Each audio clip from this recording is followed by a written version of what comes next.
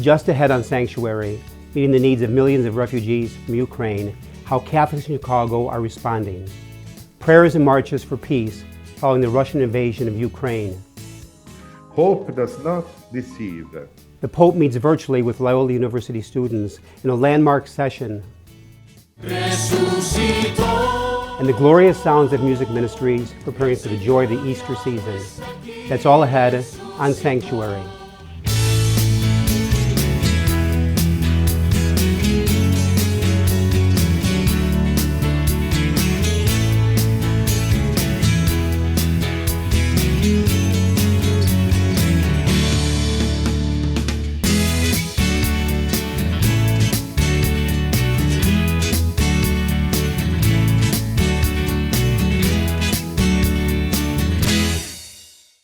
Hello everyone, and thank you for joining us today for Sanctuary, the television magazine of the Archdiocese of Chicago. I'm Father Greg Sakowicz, Rector of Holy Name Cathedral. We come to you in troubling times. The invasion and bombardment of Ukraine by Russia has caused death, destruction, and despair. The people of the Archdiocese of Chicago have been standing with the people of Ukraine from the very beginning, providing essential supplies, refugee support, and prayers. This procession of parishioners from St. Teresa Church in Palatine to Immaculate Conception Church was one of the first solidarity marches organized in our area.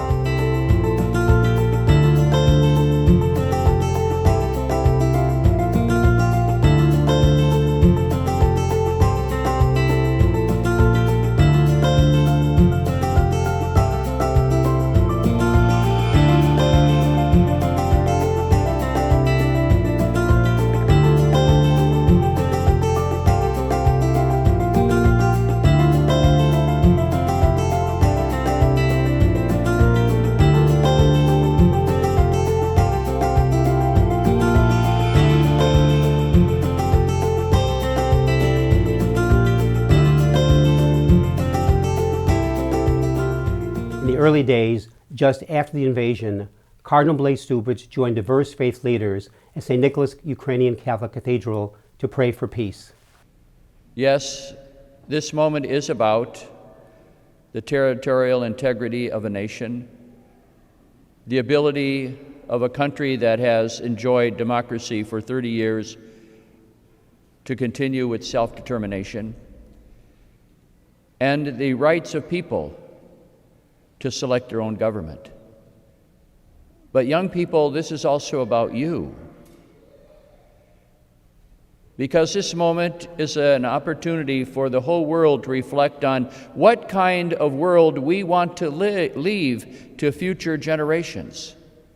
What kind of world we want you to live in. Because we know from the past how nations have been subjugated by other powers, how people's rights have been violated, how war has been so easily used to dominate. And it is our moment in the history of our world to say, stop, no more. We want a different world for our children. That is what this moment is all about. That is why the entire world is raising its voice in outrage, but also support. It is the hope in the hearts of you young people that is the most powerful weapon against tyranny. And we unite today with that hope and support those who struggle today for freedom in Ukraine. May God continue to bless Ukraine and all Ukrainians. Today, we are all Ukrainians. Our parishes have also responded to the war in Ukraine with dozens of relief drives collecting essential goods for the refugees. This drive at St. Hyacinth Basilica in Avondale was just one.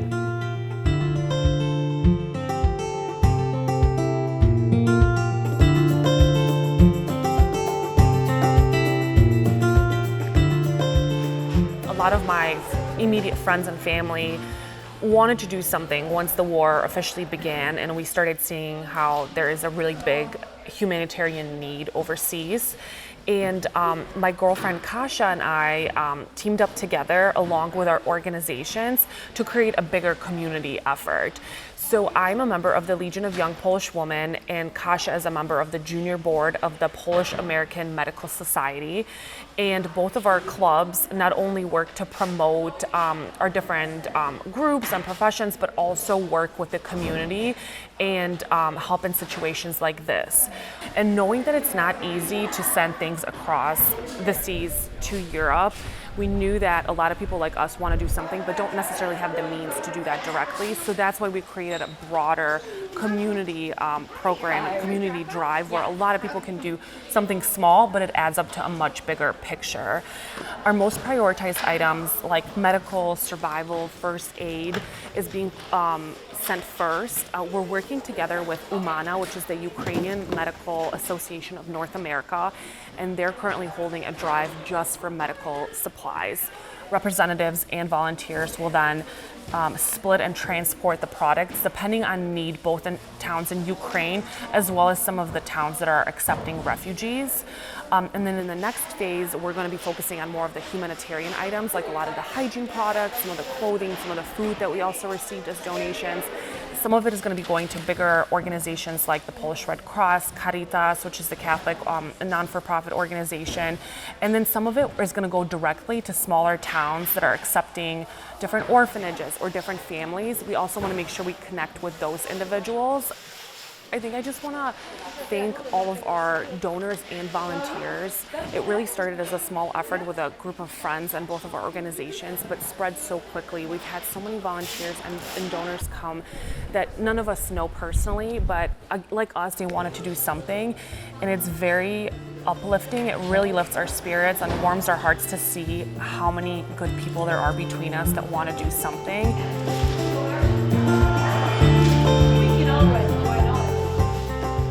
Catholic Relief Services has become a vital component getting relief to the millions fleeing the war in Ukraine. Our Vince Girasoli spoke with a Chicagoan who's been on the ground at a border crossing providing aid and support. As of this recording, over 2.5 million refugees have fled Ukraine since the invasion of Russia and the conflict began in their country. They have left for neighboring countries that have been offering relief aid. A number of organizations have already been on the ground helping them in what is expected to be a massive humanitarian effort. Even more refugees are expected to cross the border in the days and the weeks ahead if there is no resolution to this current conflict.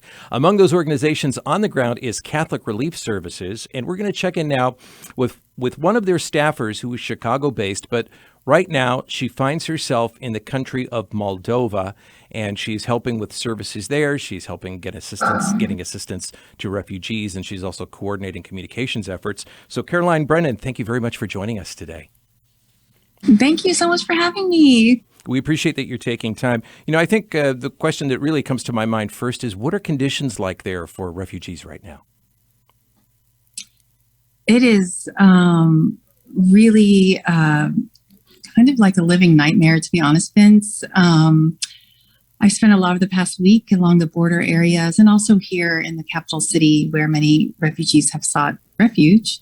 But just to paint a picture for you, along the border areas where people are crossing, first of all, it's taken hours, if not days, to reach border cities here in Moldova to cross. They wait in line for maybe more than a day. Many people are arriving on foot if they don't have a car. The waves of people that you see now fleeing the country are many of those who didn't have the means to flee earlier, so they didn't have transportation, their own personal vehicles or family or network to go and stay with. So they're traveling either on foot or on public transportation, and really at the mercy of charity that's available to them. When they cross over into this country, you see a lot of exhaustion. A lot of women and children, men of a certain age are not allowed to leave the country.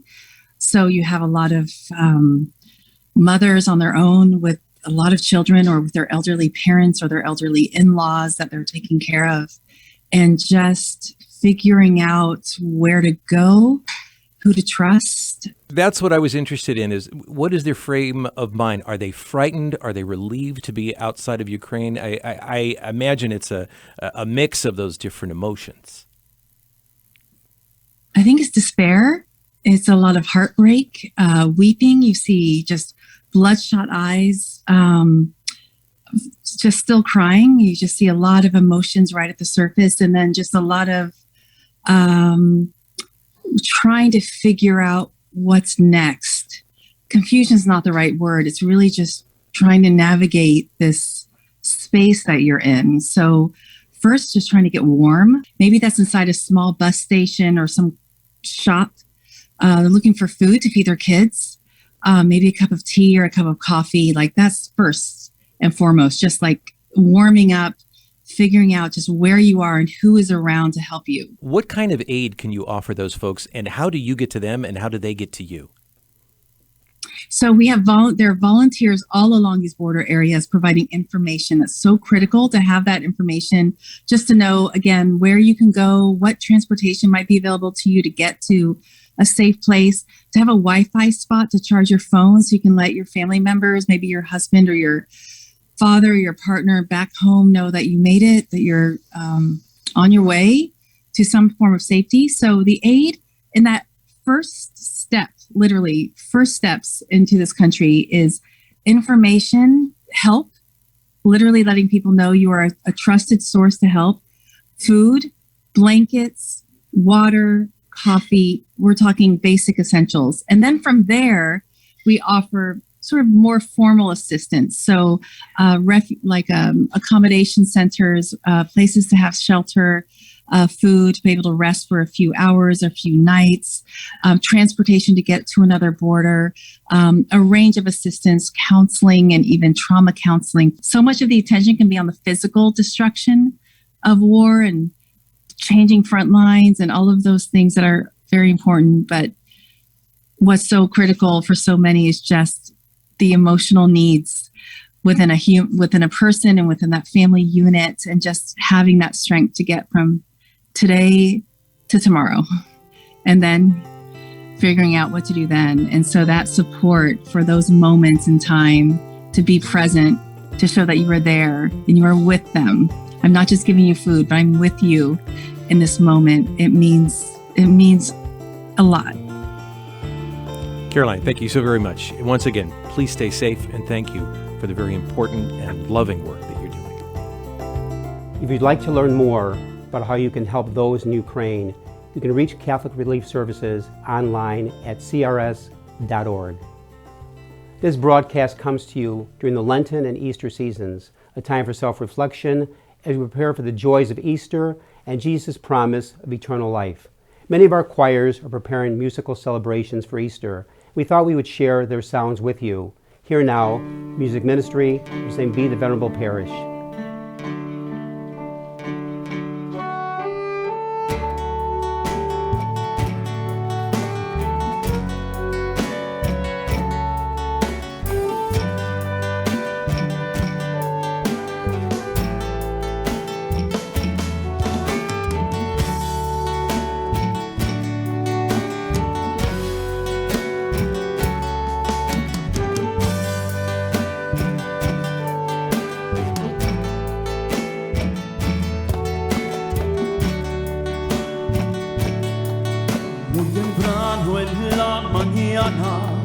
Antes de que salga el sol, María Madre de Santiago salió de su habitación.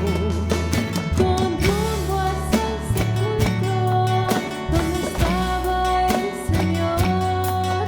María Magdalena la acompañaba en la misión. Con apuro entre sus manos y con un cierto temor, encontraron el sepulcro en la piedra en su exterior. ¿Qué pasó?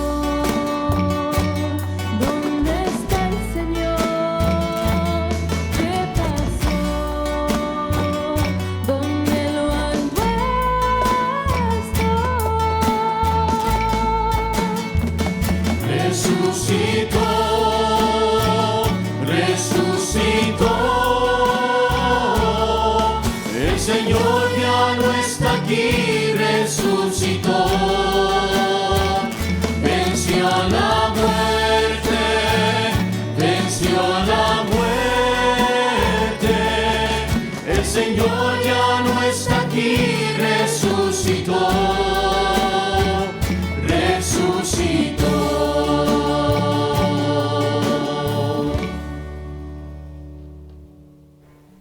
It was an incredible day for all those attending. Loyola University of Chicago students had the chance to meet virtually with Pope Francis and participate in a discussion on world issues. Topics range from global warming to support for refugees. It was a sign of how technology is uniting generations in the Church. Dear Holy Father, we thank you from the bottom of our hearts for accepting our invitation and for following our preparation so closely. What a gift it is for our students to be in synodal conversation with you. Profound gratitude, Papa Francisco, and welcome to Loyola University, Chicago, virtually.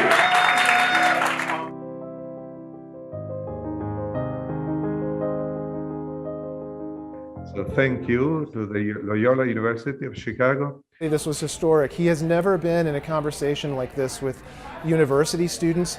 He's appeared at university events before, but nothing like this. I think it's spectacular that Loyola was chosen. Thanks specifically to those who organized this synodal meeting by building bridges between the North and the South. This is the vocation of Christians, to build bridges. We had students, over 130 students, from 58 different universities, from 21 different countries, speaking 3 different languages, interacting and encountering with the Pope. U.S. Catholic leaders have not prioritized church teachings about climate change and have not taken commensurate action. Your questions really make me think. We cannot say to young people, okay, hold on, let's see what we can do. No, we have to give concrete answers to young people. We believe that it's important to continue this tradition, to continue giving voices to the voiceless, as we have done here today for migrant communities, and to continue this project. These young scholars have imagined together concrete projects that respond to the complex problems associated with immigration and migration and the suffering of refugees. We are eager to hear their insights, and we are grateful for their work. These students understand the need to build bridges as opposed to erecting walls. That is the fundamental call of the gospel. We observe that the inhumane conditions of migration today demand concrete responses. That I like the title of this whole process that we're doing and calling it Building Bridges, because it isn't. What is important to me is that the word bridges always suggests communications to me. And this is something that we're lacking in society. I was thirsty and you gave me something to drink. I was a stranger and you invited me in. Inspired by this verse, I ask you, would you be the one who opens the door for my people? Aleja, you really hit the target. He said, Aleja, thank you for bringing this verse. And I was like, oh no, he said my name. And my watch started bumping, like my friends and my family, I guess. I haven't even seen my text or anything else in my phone, but I was just like, wow. For me, the most touching moment was seeing the students' faces light up when Pope Francis responded to them by name. So that they understood that they are a part of the church, that he is listening to their voice, and that they are heard. Knowing that I'm representing millions of people to talk to Pope Francis is like, oh, it gives me chills, it gets me nervous. If you could feel my heart, it's like bumping, almost getting out from my body. My story is the same as many others. There is a lot of frustration with the increasingly toxic narrative that surrounds immigrants and displaced people. We are often described with dehumanizing language. We are hopeful by working together as students we can build bridges that should have already been constructed. We want to be part of the love that provides directions, encouragement, and support for others to achieve a good life. I ask you, would you be the one who opens the door for my people? My people are those who try to cross and fight hard, but their dreams were deferred. They pass away with their flags in hand. Migrants have to be received. They must be accompanied. Migrants must be promoted, and migrants must be integrated. It is good for us to talk about this topic because we are children of migrants. I am a child of migrants. My father was a migrant from Piedmont to Argentina. And we pastors, we need to be with our people. So we are convinced that we both need one another. I need you and you need me. So always remember that the leading thread of all this way is hope. Hope does not deceive. If it is a true hope, it does not deceive. We like to say our Catholic schools help change lives. When it comes to one particular bus driver from St. Michael's School in Orland Park, she literally saved lives. The kids who ride Sue Mitchell's bus recently thanked her for the quick thinking that kept them safe. I mean, there's so many emotions that happened. I was scared. I really didn't even know what happened. I mean, it all happened in like less than 3 minutes.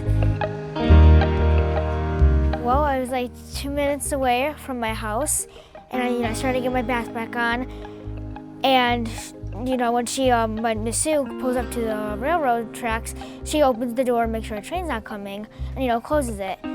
So the problem happened when she tried to start going, and the bus wouldn't move. And then all of a sudden the gates closed down on the bus, and that was it was so scary, knowing that a train was coming and we were still on the bus.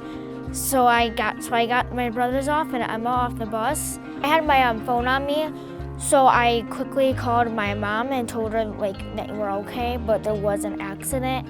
And then my dad was waiting by the corner on where we usually get off. My dad was definitely surprised on what happened, and he was very proud of all of us, and especially Miss Sue. And now after this, my parents love her, and my brothers and I love her.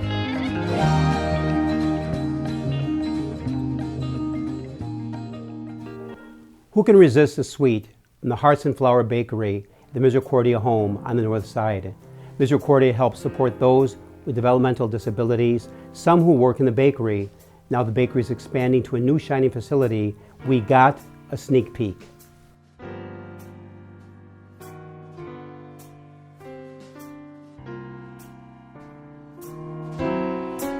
The bakery at Misericordia, Hearts and Flower Bakery, began 30 plus years ago on our main campus as a work opportunity for the residents of Misericordia. And since then, it has grown into an operation that provides bakery goods for shipping across the country at our Greenhouse Inn restaurant and in our Sweetheart Shop in Glenview. And now we are expanding to our new location here on Ravenswood. We'll be serving our neighborhood clientele to come in and relax and have a dine-in experience of cafe and bakery items, a to-go experience to come in and pick up all of our delicious treats. And it's an opportunity for us to expand into more savory items and expand our residents' skill bases for working in kitchens and working in retail environments. So it'll be a different venture for us as our main campus is highly productive with our shipping our gift boxes.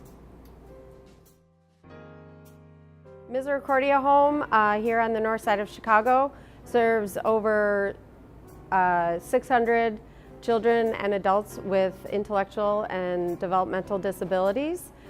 We have a variety of programs outside of our bakery program, art and day services. We also have some of our community day service folks come in from the community to help us, and not just living at Misericordia. So Misericordia reaches far and wide in its support of people with disabilities.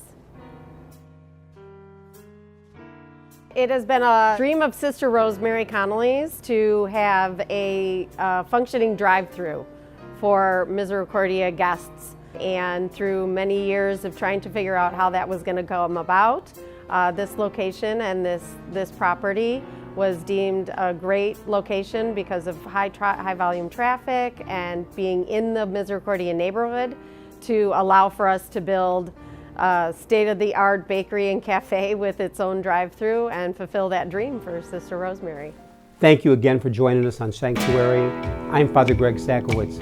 The Lord bless you and hold you in the palm of His hand. And we leave you today with more music from St. Bede and Venerable Parents. En el cielo se oye y en la tierra se canta. En el cielo se oye y en la tierra se canta. Vamos todos a alabar al Señor con panderos y guitarras. Vamos todos a alabar al Señor con panderos y guitarras. Mi Dios está vivo, Él no está muerto. Mi Dios está vivo en mi corazón. Mi Dios está vivo, ha resucitado. Lo siento en mis manos, lo siento en mis pies, lo siento en mi alma y en mi ser.